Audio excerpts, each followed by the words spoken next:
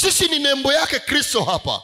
Tunamwakilisha, ni mabalozi wake hapa. Tufanye kama yeye. Okay, baada ya kuweka ile sasa huduma ya upatanisho na neno la upatanisho, tunaingia na sisi kufanya kama yeye. Tunafanyaje sasa? Tunaondoa zile tofauti kati yetu. Haleluya. Kanisa la Bwana, haleluya. Lakini tukiondoa tofauti kati yetu, hatukomei hapo.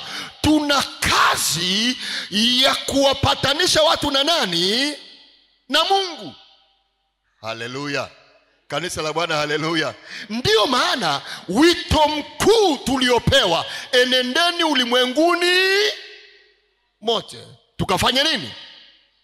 Tukahubiri injili. Injili ni nini?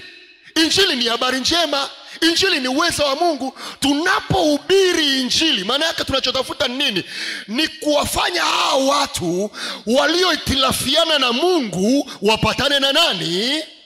Na Mungu. Tuko pamoja kanisa la Bwana. Watu wa Mungu tuko pamoja.